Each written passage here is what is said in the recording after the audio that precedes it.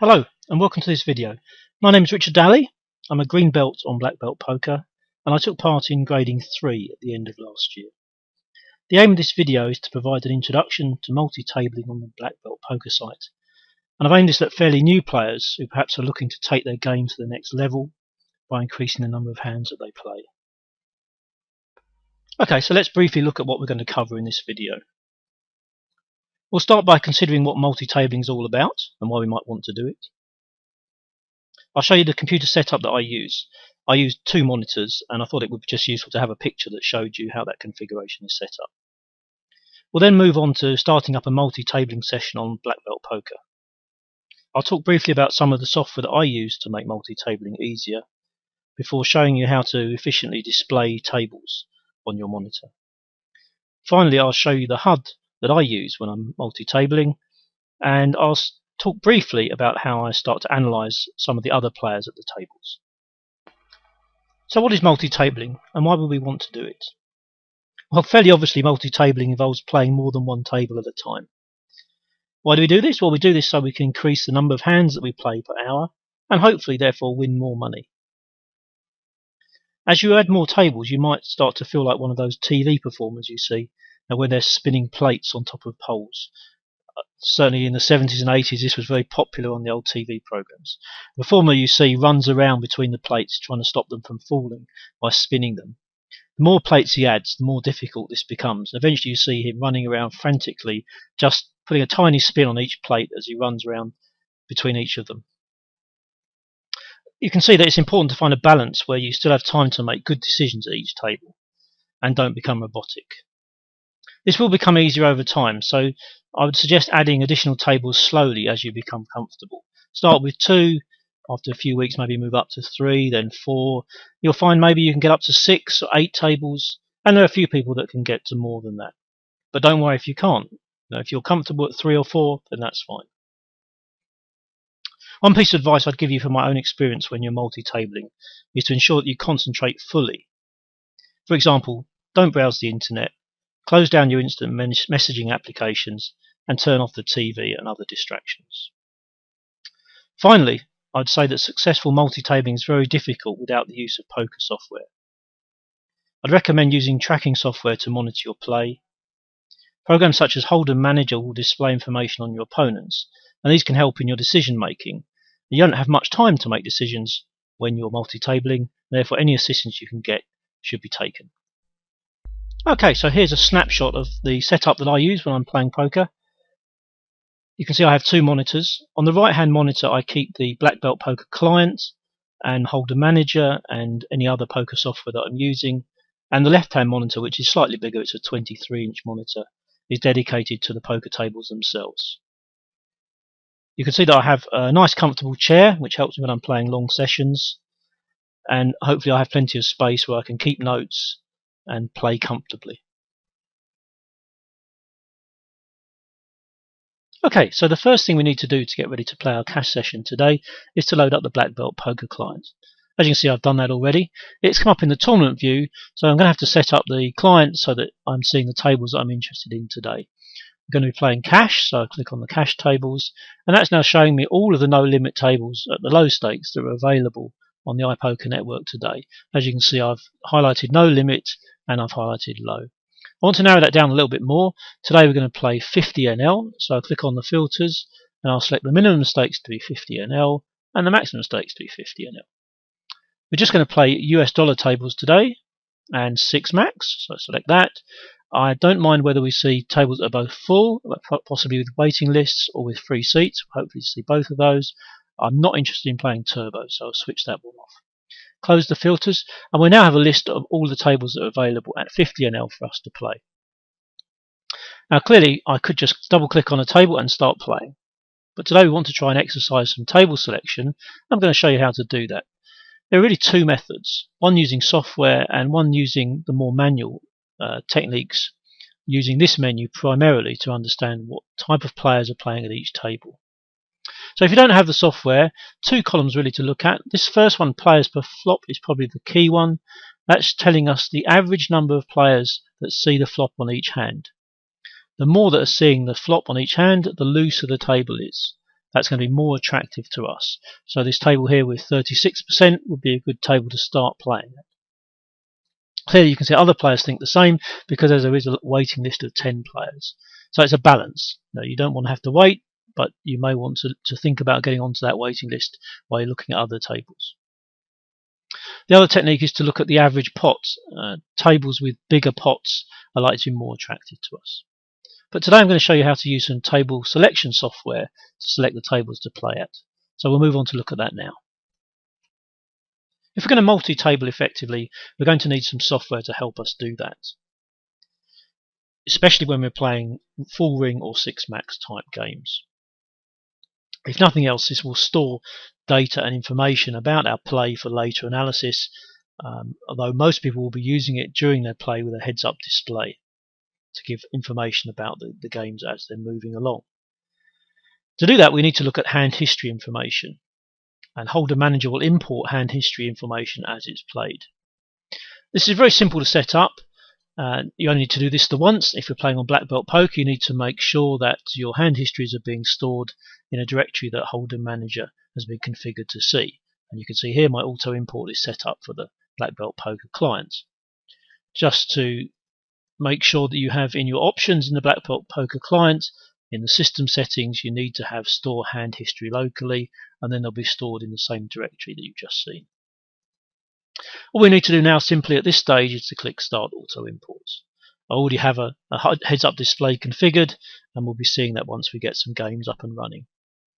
This isn't obviously a demo of Holder Manager, and there'll be other videos and other dojo sessions that you can attend which will talk much more about setting up Holder Manager.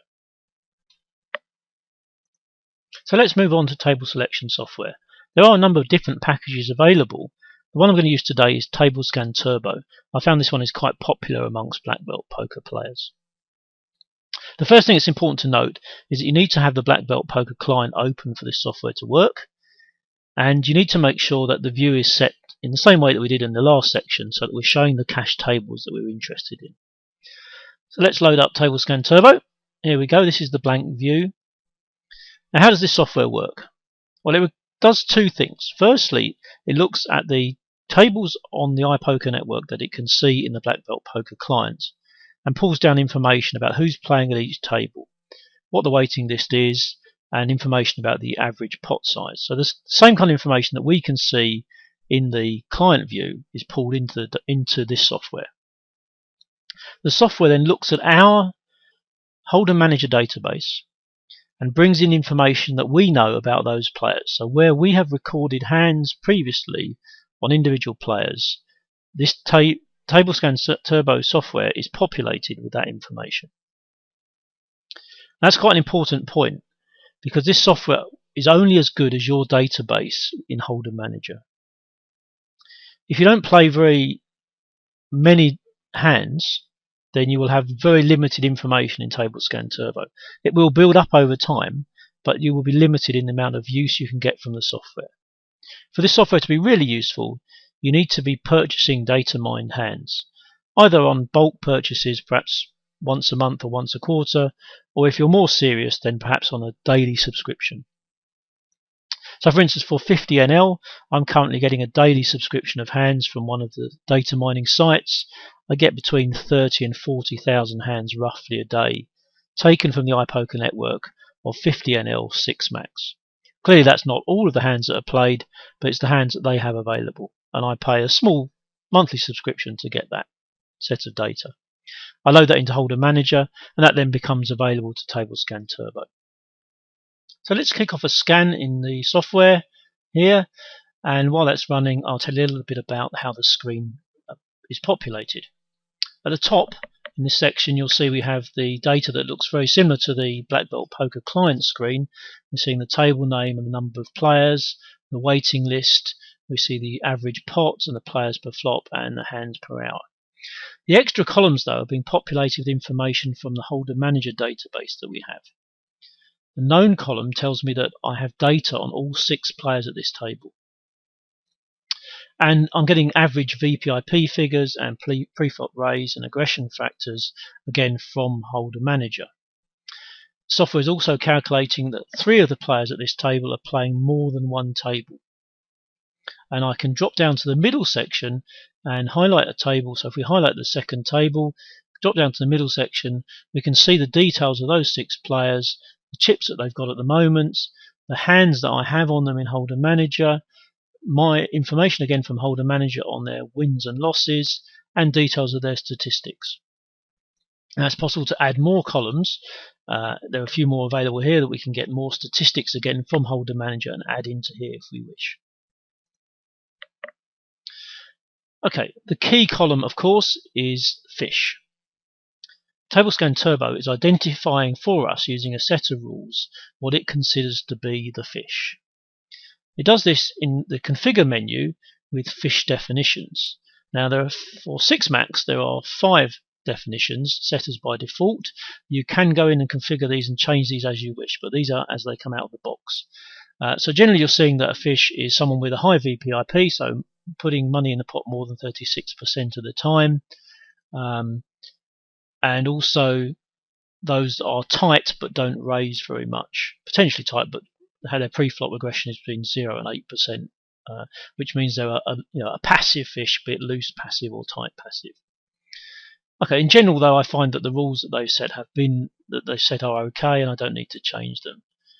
So what's this screen telling us? Well, the top screen is telling us those, as I said, those details of the tables. The middle screen is more information on individual tables, and at the bottom we have a list that we can sort to show us information on individual people or details across all of the tables. So I'm seeing here sorted by VPIP across all of those tables. Worth noting down the right hand side we can see there are 31 tables that we're open at the moment on iPoker that we're interested in, with 179 unique players. Finally here we can start a permanent scan which will run every 15 seconds. Again, that's a configurable time amount, and this will keep running through the Black Belt Poker client looking for updated information as players join and leave the table. So what we're going to do with this information? Well, we want to play against fish, don't we? That's the key point about table selecting, is selecting suitable tables to play, and in general we're going to be looking to play against fish. So let's have a look at these tables. The first one is a no disconnection protection 50 big blind minimum table. It has 21 people on the waiting list. I think we can all surmise that means there must be a very fishy player on there. And we drop down to the middle, we can see that Jim Tex 1 here is playing 55% VPIP with a pre-flop raise of 1.8%. So it definitely fits into our fishy category. There is another fish at the table, plays a reasonable VPIP but is very passive. Now, with 22 players on the table, there's really no point me joining that waiting list. Chances are by the time I actually get to the beginning of the waiting list, those fish will have left the table, have lost their money. Let's look at the second table. This is more interesting. It has 6 people on the waiting list and 2 fish. It's a shallow table, but I don't mind playing shallow tables if the fish are there. And again, we can see some players here that I've got a reasonable amount of information about. Those fish, it means that they hang around, they don't just play once. So we're going to join the waiting list for this table. Now, obviously, I could do that in the Black Belt Poker client, but the TableScan Turbo software allows me to do it from here simply by right-clicking and clicking on Join Waiting List. And I will now be added to the waiting list for that table. And it will appear on the screen shortly, the next time the data is scanned. Let's have a look down at some of the other tables where we have fish. Let's look at this Monty Jack table. This has a fish, but the stack size he has is limited, so it's not so interesting to us. Look at Shallow Amen. Again, another fish with a same situation with a small stack. So really I'm just going to work my way through all the tables looking for opportunities for players to play against. Now these will initially be looking at the ones where the fish are, but sometimes you'll find players further down the list on tables where we don't have so much information, or perhaps their statistics are borderline and TableScan Turbo isn't identifying them as fish. We also drop down to the bottom here and look at the fish, as I said, sorted by VPIP, and see if there's a table we want to join. So this table, Shallow Mountjoy, is one we could join a waiting list for. I think that's one we're already on, actually. This is interesting. Shallow Masala. Now we have a fish at this table, and there's only 2 players at the table. He doesn't have much of a stack, but that might be worth joining. So I think that gives you the gist of how TableScan Turbo works. Obviously this isn't supposed to be a demo of this software, so I'll just run through it very quickly. Just a couple of things to add. One is that the buddies column is very useful. Once you do get to play against a player, be it a fish or possibly a bad reg, that you're more interested in playing again another time, then you can highlight them as buddies, and then every time you log on to TableScan Turbo and they're online, you'll see them as a number in this column. The other useful thing that I haven't mentioned so far, again, multi-tablers, we talked about it very briefly, but it is worth looking for tables where lots of players are only playing one or maybe two tables, because they tend to be more the recreational player.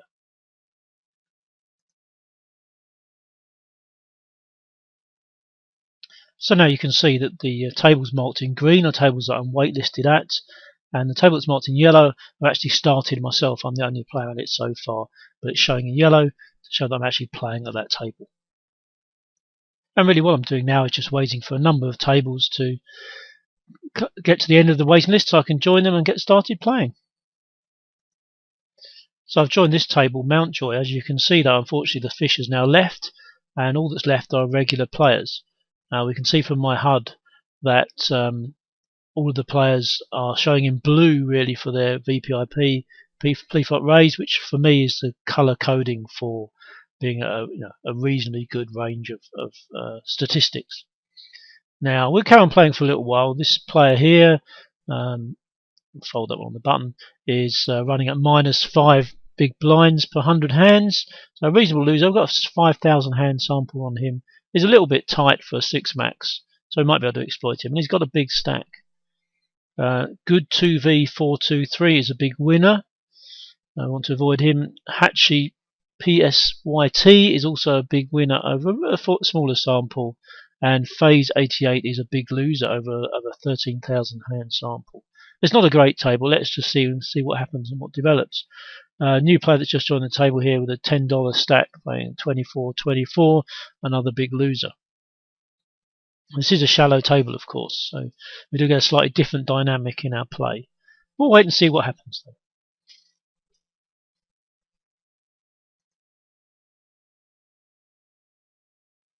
Right, let's take a break for a second to talk about the heads-up display or HUD. It's very easy to select the statistics you want to see from within Holder Manager, and also to change how they appear on the screen.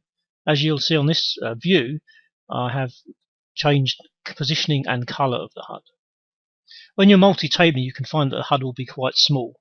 You'll quickly remember what each statistic represents, but to make it easy for this video, I'm showing you a blow-up of the HUD that I use on just a single table. Don't worry if some of these statistics aren't familiar to you now though. Only a few of them are really essential, especially when you're getting started. Right, so this is the HUD that I use when I'm playing 6 max cash on the Black Belt poker site.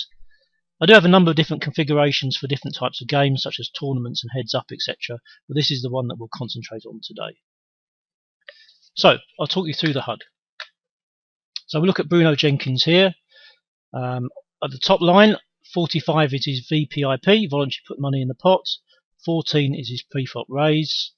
2.4 is his aggression percentage, aggression factor.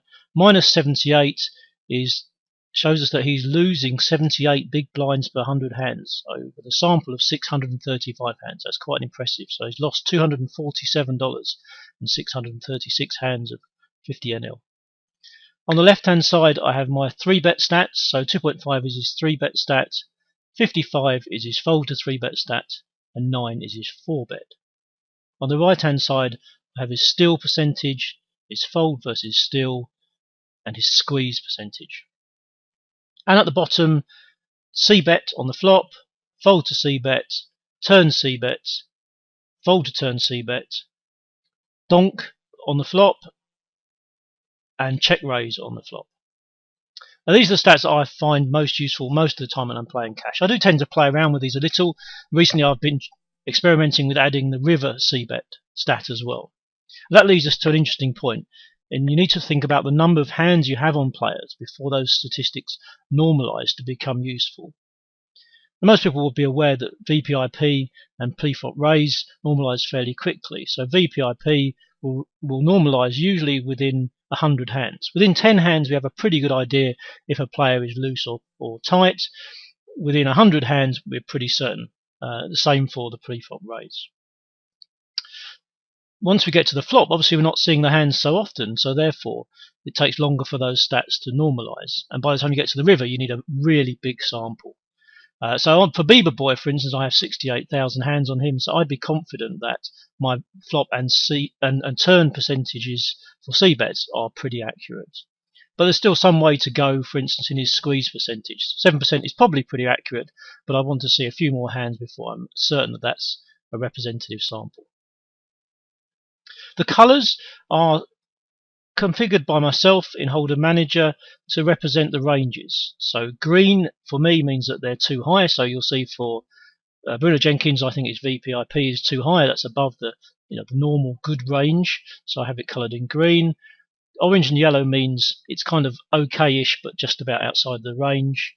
Blue means it's on line for being okay, is what I would expect. So Bieber Boy has a 7.7% 3-bet, which is pretty much within the range that you'd expect for a good 6-max player.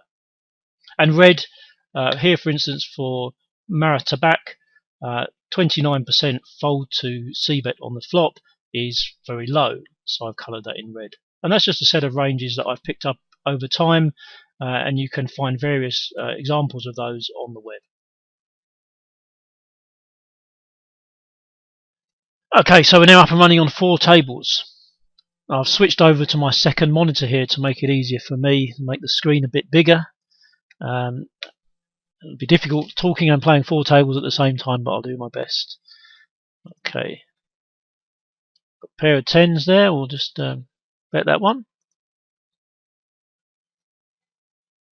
Now what I've done here is I've manually tiled the tables. This is my preferred view. I have a 23-inch monitor here, and I've got 4 tables on it, and that gives me a reasonable size view. I can see my HUD quite happily, and I can see the stats, and I can see all the information without anything being overlaid.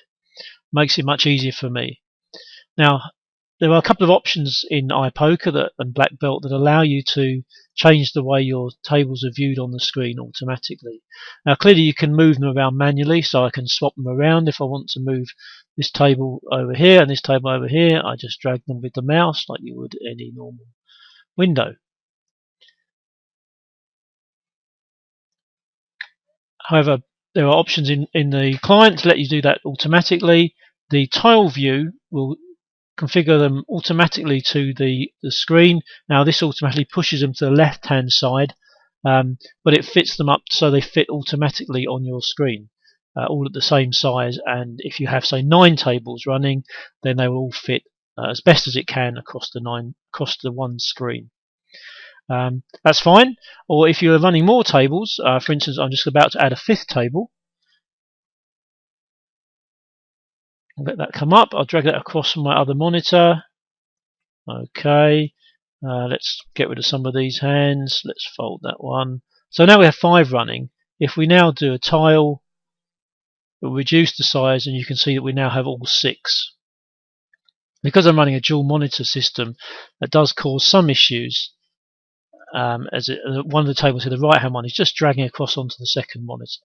That's not too big a problem to deal with.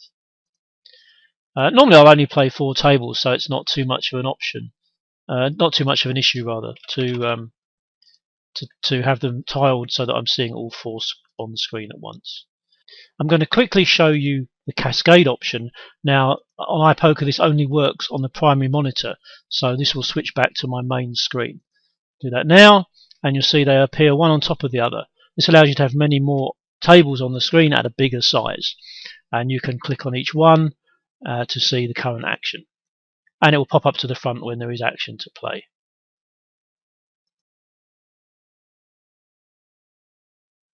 Let's talk a little bit more about this table. The top table here has 3 fish on it. I'm number 1 on the waiting list. I've closed down all my other tables for the moment just to make it easier to talk about this one, and hopefully we'll join it shortly, and then we'll be able to play some hands against the fish. We can see here we've got a fish with $21 of chips. Again, it is a shallow table. A VPIP of nearly 68%, which is excellent. It's a small sample, 155 hands, and he's a winner over that small sample. But is playing far too many hands to be profitable long term. Is a very good candidate to want to play against. We also have Ted VAPH, has $17 of chips, and we've got 6,500 hands on him. He's been around for a while. He is a borderline fish. He's a loose aggressive, you might say, but not that aggressive. So again, interesting one. Should be able to make some money from him. And Sammy 321, we have 31,000 hands on him. He's just a passive player.